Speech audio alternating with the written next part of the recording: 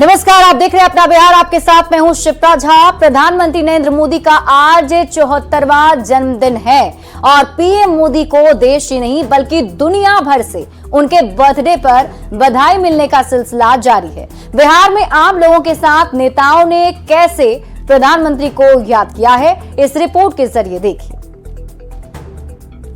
गाजिया ए नरेंद्र मोदी देशा वहाँ के भाग जागल हो, आज भारत के कैला इबादत दुनिया में डंका बाजल हो।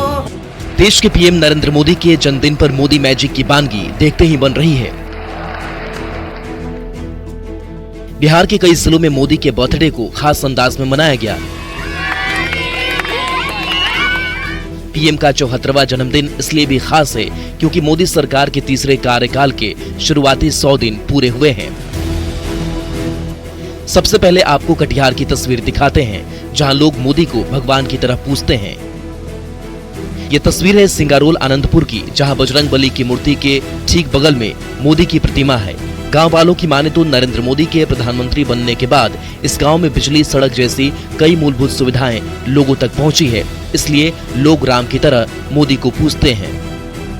आपको कटिहार जिला के सुदूर बंगाल से सटा हुआ सिंगारोल गांव की एक तस्वीर दिखा रहे हैं और ये तस्वीर इसलिए भी खास है क्योंकि आज प्रधानमंत्री नरेंद्र मोदी के जन्मदिन है और इस गांव के लोगों ने मिलकर इस तरह से बजरंगबली मंदिर में ही प्रधानमंत्री नरेंद्र मोदी के प्रतिमा स्थापित कर इस जन्मदिन को मना रहे हैं। मोदी जी को हम भगवान मानते हैं, राम का दर्जा दिए हैं।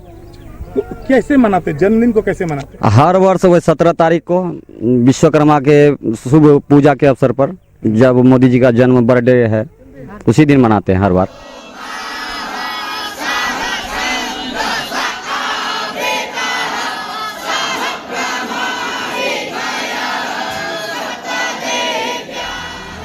मिथिला परंपरा के तहत प्रधानमंत्री के दीर्घायु के लिए 101 वैदिक बटुक ने स्वास्थ्य वाचन का पाठ किया। दरभंगा के लगमा गांव के गुरुकुल में ये किया गया। बच्चों ने संस्कृत के श्लोक पढ़ प्रधानमंत्री के स्वस्थ रहने की मंगल कामना की। दरभंगा के सांसद गोपाल जी ठाकुर इस पाठ का हिस्सा बने। आजाद जी के नेतृत्व में यह प्रधानमंत्री जी का भव्य और दिव्य स्वरूप में यहाँ पर स्वास्थ्य वाचन यहाँ के वैदिक बटुकों ने किया। प्रधानमंत्री नरेंद्र मोदी के जन्मदिन पर बीजेपी कार्यालय में रोहतास कोचस के रहने वाली महिला कार्यकर्ता पूनम श्रीवास्तव ने भोजपुरी में गाना गाकर महफिल लूट लिया। महिला कार्यकर्ता ने खुद पीएम मोदी पर गाना लिखा है। गाना सुनकर बीजेपी कार्यकर्ताओं में जबरदस्त उत्साह दिखा। देशवा के आना बाना सान बानी, दुश्मन के काल बानी हो, आज जन्मदिन माँ ना के खुशहाल बानी, त देशवा के शान बानी हो, आज जन्मदिन माँ ना के खुशहाल बानी, देशवा के शान बानी हो। बीजेपी कार्यकर्ताओं ने प्रधानमंत्री मोदी की तस्वीर को भगवान विश्वकर्मा के रूप में बनाया और इसे दूध से अभिषेक भी किया।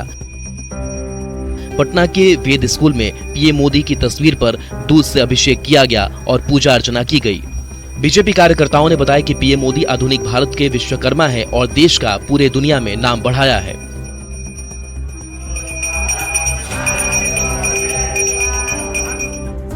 पीएम मोदी के जन्मदिन के मौके पर पटना बीजेपी कार्यालय में रक्तदान शिविर का आयोजन किया गया। प्रदेश अध्यक्ष दिलीप जायसवाल, डिप्टी सीएम सम्राट चौधरी, विजय सिन्हा सहित बीजेपी के कार्यकर्ता मौजूद रहे। बीजेपी युवा मोर्चा की तरफ से रक्तदान शिविर लगाया गया। बीजेपी कार्यालय में 74 किलो का लड्डू कार्यकर्ताओं के बीच बांटा गया। साथ ही पीएम मोदी के बचपन से लेकर अब तक के जीवन यात्रा की प्रदर्शनी लगाई गई है। इस प्रदर्शनी में बड़े बड़े तस्वीरों के साथ पीएम मोदी के जीवन संघर्ष को दिखाया गया है।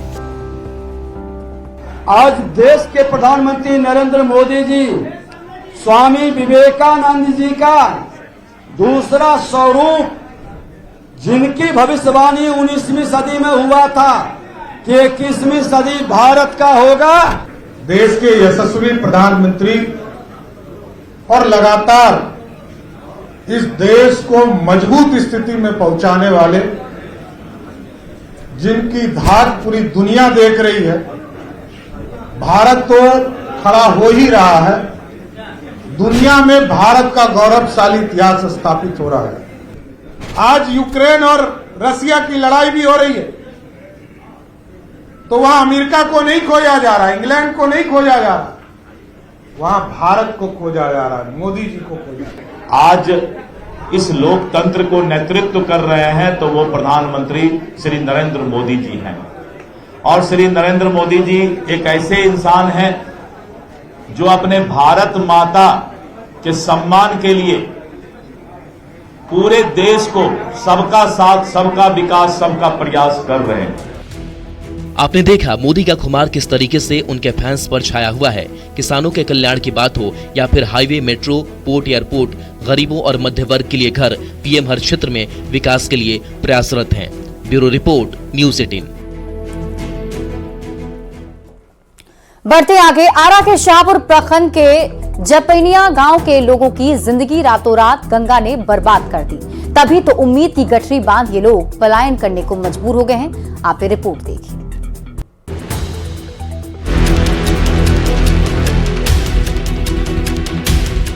सर बहुत दयनीय हो चुका है। हम यहाँ पे अपना घर द्वारा हटा रहे हैं, हर एक जगह प्रयास कर थक चुके हैं। अब कहीं से हमारे को आसरा नहीं दिख रहा है कि कोई भी हमारा मदद करे। डीएम आए, एसडीएम आए, सब कोई आए यहाँ पे, सांसद, विधायक सबसे मिले सर, लेकिन हमारा कोई दर्द समझने वाला नहीं है। ये दर्द है पलायन का, ये दर्द है आशियाने के उजड़ जाने का, ये दर्द है बेटी की शादी के टूट जाने का, ये दर्द है अपनी ही माटी से उखड़ जाने का।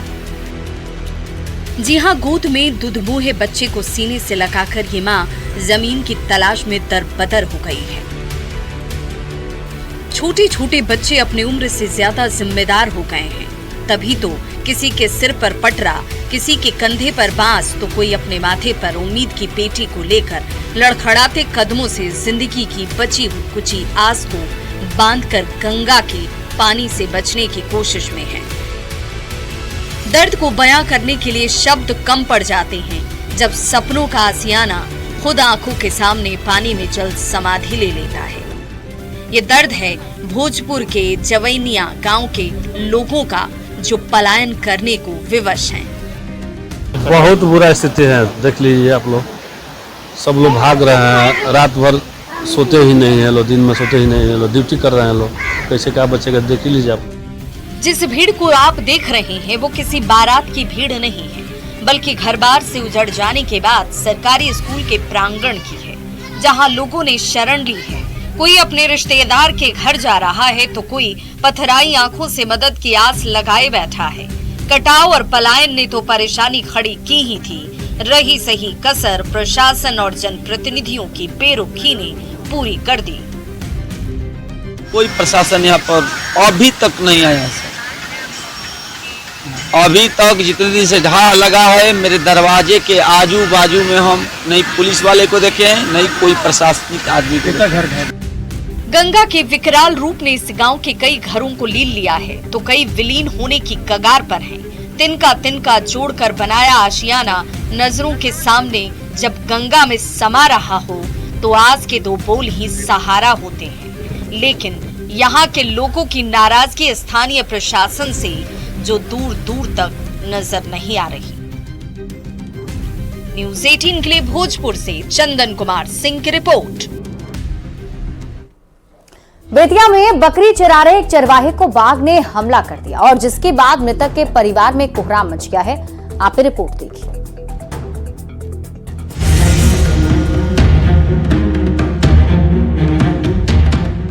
पहले यूपी में भेड़िए ने आतंक मचाया, फिर बिहार में सियार ने दहशत फैलाई और अब बाघ ने एक व्यक्ति को मौत के घाट उतार दिया। ये तस्वीर पश्चिम चंपारण के सहोदरा थाना क्षेत्र के वनबैरिया गांव के पास की है, जहां इंद्रदेव महतो जंगल के किनारे बकरी चराने गए थे। तभी अचानक बाघ ने उस पर हमला कर दिया और उनकी मौत हो गई।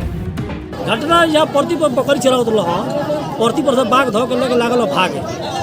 तो जानकारी भइल लोग के परिवार में तो लाठी पठेला के जो कर्मी है जा तो ले जाके पीछे उठे में लागल भागे। तो हो हल्ला भइल, हमने के दो चार गांव के लोग जुटनी से हमने फोन पर सूचना दिलक बड़बेरिया के मनोज, तो हमने गनी सब लोग लाठी फाटा लेके देखनी, बहुत लोग जमा जुट भइल बा, जाके देखल गई पूरा। तो बाघ लेके अंदर चल गए, अंदर घसीटते हुए ले गया है। ये जो महतो है इंद्रदेव महतो, यहाँ बकरी चराने के लिए आए थे, तो बकरी चराने के लिए काफी लेट तक अपने घर नहीं पहुँचे, तो उनकी पत्नी उनको खोजने के लिए आई थी। तो आई पत्नी तो देख रहे हैं कि वो नहीं है, और कुछ ग्रामीण लोग बताया कि उसको लेकर के अंदर बाग में गए। काफी घटना को मतलब अंजाम देते हुए हल्ला होने लगा, तो इस वजह से हम लोग की भी सूचना मिला, तो हम लोग मौके पर यहाँ पहुँचे, फिर थाना प्रभारी भी पहुँचे हैं। वाल्मीकि टाइगर रिजर्व के वन संरक्षक डॉक्टर नेशा मणि ने घटना की पुष्टि की है। बता दें कि बेतिया का ये इलाका वाल्मीकि टाइगर रिजर्व के बेहद करीब है। ऐसे में बाघ के रिहायशी इलाकों में आने की खबर अक्सर सामने आती है। आशंका जताई जा रही है कि ये बाघ भी वहीं से भटक कर गाँव की तरफ आया होगा। बाघ के हमले के बाद स्थानीय लोगों में वन विभाग के खिलाफ गुस्सा है। फिलहाल सूचना के बाद वन विभाग की टीम मामले की जांच में जुट गई है और मृतक के शव को भी पोस्टमार्टम के लिए भेज दिया गया है। न्यूज़ 18 के लिए बेतिया से संवाददाता मुन्ना राज की रिपोर्ट। और मुजफ्फरपुर से एक चौंकाने वाली खबर सामने आई। शराबबंदी के बीच जहां शराब माफियाओं ने सरकारी भवन को ही शराब का गोदाम बना दिया है। पारू प्रखंड के फंदा गांव में जब उत्पाद विभाग ने छापा मारा तो 135 कार्टन अंग्रेजी शराब बरामद की गई। ये रिपोर्ट देखिए।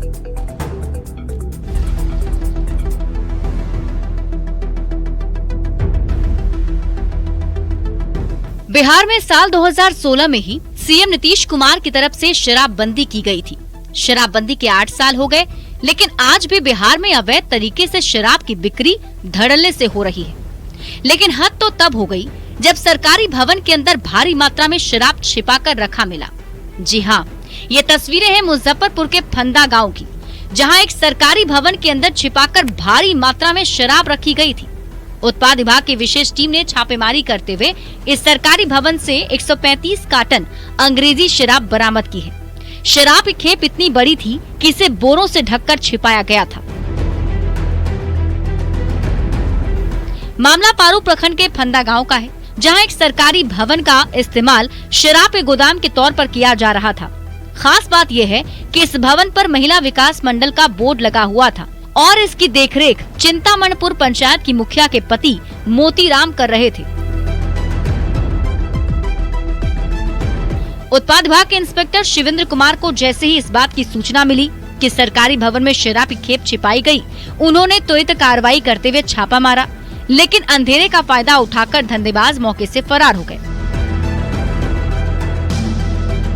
हालांकि इंस्पेक्टर शिवेंद्र का कहना है कि हमने मामला दर्ज कर लिया है और आगे की कार्रवाई शुरू कर दी है। पारू थाना अंतर्गत फंदा गांव में महिला विकास मंडल के डिजाइन भवन में गुप्त सूचना प्राप्त हुई थी कि कुछ असामाजिक तत्व हैं वो शराब छुपा के रखे हुए हैं, जिनकी निशानदेही पर छापेमारी की गई तो 135 कार्टून विदेशी शराब बरामद हुआ है।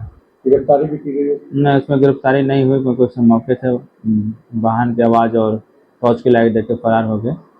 इसमें 8 आदमी को अभियुक्त बनाया गया है, जिसमें मुख्य माफिया संदीप कुमार सिंह और विक्रम है। इस मामले पर पुलिस ने बताया कि छापेमारी के बाद मुखिया के पति मोतीराम समेत 7 लोगों के खिलाफ प्राथमिकी दर्ज की गई है, जिसमें संदीप सिंह, नितेश सिंह, मोहम्मद आबिद, रंजन सिंह, भिखनपुरा के जयनाथ राय और सरैया मधौल के विक्रम राय के नाम शामिल हैं। सभी पर उत्पाद अधिनियम की धाराओं के तहत मुकदमा दर्ज हुआ है। ऐसे में न्यूज़ 18 ये सवाल पूछता है कि क्या मुखिया के पति का शराब माफियाओं के साथ सांठगांठ था? क्या मुखिया के पति शराब की खेप का देखरेख करता था? मुखिया के पति के साथ और कितने लोग इसमें शामिल थे? फिलहाल पुलिस धंधेबाजों की तलाश में जुटी है और इस पूरे मामले की जांच की जा रही है। लेकिन सवाल यही कि आखिर सरकारी भवन शराब अड्डा कैसे बन गया? इसमें और कौन कौन लोग शामिल हो सकते हैं? न्यूज़ 18 के लिए मुजफ्फरपुर से प्रियांक सौरभ की रिपोर्ट। बढ़ते आगे, अक्टूबर में बिहार में स्वास्थ्य विभाग में बम्पर बहाली के लिए विज्ञापन जारी होगा और डॉक्टर से लेकर कर्मियों तक की कमी दूर हो जाएगी। स्वास्थ्य भवन में टीबी जांच के लिए 232 ट्रूनेट मशीन का लोकार्पण करने पहुंचे स्वास्थ्य मंत्री मंगल पांडे ने जानकारी दी है। मंत्री ने इस दौरान टीबी मुक्त 6 जिलों के 28 पंचायत के टीबी चैंपियन और जिले के सिविल सर्जन को सम्मानित भी किया है। उन्होंने कहा कि बिहार को 2030 से पहले टीबी मुक्त बिहार बनाया जाएगा, जिसको लेकर अब इसी वित्तीय वर्ष में 100 करोड़ की राशि टीबी मरीजों के बीच उपलब्ध कराई जाएगी। स्वास्थ्य मंत्री मंगल पांडे से बात की है न्यूज 18 संवाददाता रजनीश कुमार ने। जो वक्त होगा वो बहाली का वक्त होगा। अब ऐसा लग रहा है कि जो 46,000 नई बहाली है उसकी तैयारी आप लोगों ने कर ली है। नहीं, उस बहाली में कुछ संख्या हमारे ये टीबी उन्मूलन के कार्य में लगे हुए लोगों का भी होगा। कब से विज्ञापन देखने को मिला? बिहार वासी इंतजार कर रहे हैं। कुछ तकनीकी काम बचे थे रोस्टर संबंधी, वो लगभग अब पूर्ण हो गए हैं और हम लोग अब बहुत जल्दी अपने जो हमारे पद स्वीकृत हैं उनको लेकर बीटीएससी में हम जाने वाले हैं।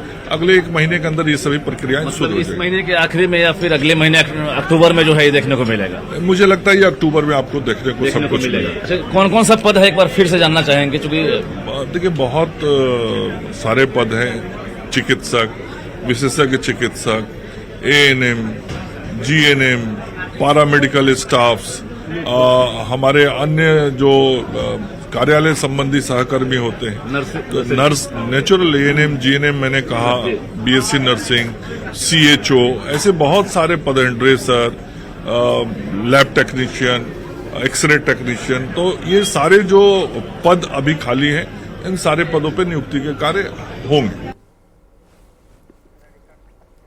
गया में पितृपक्ष मेला का डिप्टी सीएम विजय कुमार सिन्हा ने उद्घाटन किया और इस दौरान मंत्री विजय कुमार चौधरी, भूमि सुधार मंत्री दिलीप कुमार जायसवाल सहित कई लोग मौजूद रहे। वहीं इस दौरान सभी तर्पण पुस्तक का विमोचन भी करते नजर आए। इस पुस्तक में श्राद्ध और पिंडदान के बारे में पूरी जानकारी दी गई। वहीं उद्घाटन समारोह में डिप्टी सीएम विजय कुमार सिन्हा ने कहा कि गया वो धरती है जहां से स्वर्ग का द्वार खुलता है और आने वाले दिनों में गया की धरती पूरे विश्व को गौरवान्वित करेगी। की आत्मा पवित्र हो और निश्चित तौर पर इस धरती पर आने वाले का हम अतिथि देवो भव वसुधैव कुटुंबकम का भाव और अतिथि देवो भव के भाव से हम उनका सम्मान करें। शांति के साथ, सकारात्मक ऊर्जा के साथ लोगों के मन मस्तिष्क में ये भाव पैदा करें कि बिहार वह धरती है, भगवान बुद्ध का बिहार ही नहीं, ये भगवान बुद्ध के ज्ञान की भूमि भी है। केंद्रीय मंत्री गिरिराज सिंह ने प्रधानमंत्री नरेंद्र मोदी के जन्मदिन के मौके पर बेगूसराय के लोगों को एक खास तोहफा दिया है। NIFT के माध्यम से बेगूसराय में एक प्रशिक्षण केंद्र का उद्घाटन किया गया, जहां जीविका दीदियों को प्रशिक्षित किया जाएगा, जिसमें सिलाई, कढ़ाई से लेकर कई अन्य तरह के रोजगार के अवसर प्राप्त होंगे। गिरिराज सिंह की इस पहल से जीविका दीदी काफी खुश थी। वहीं केंद्रीय कपड़ा मंत्री गिरिराज सिंह ने कहा कि प्रधानमंत्री नरेंद्र मोदी देश के विकास के लिए प्रतिबद्ध हैं और लगातार आम लोगों को स्वरोजगार के लिए योजनाओं का सृजन भी किया गया है। आने वाले दिनों में 3 लाख से अधिक जीविका दीदी को यहां से प्रशिक्षित कर रोजगार देने का लक्ष्य है।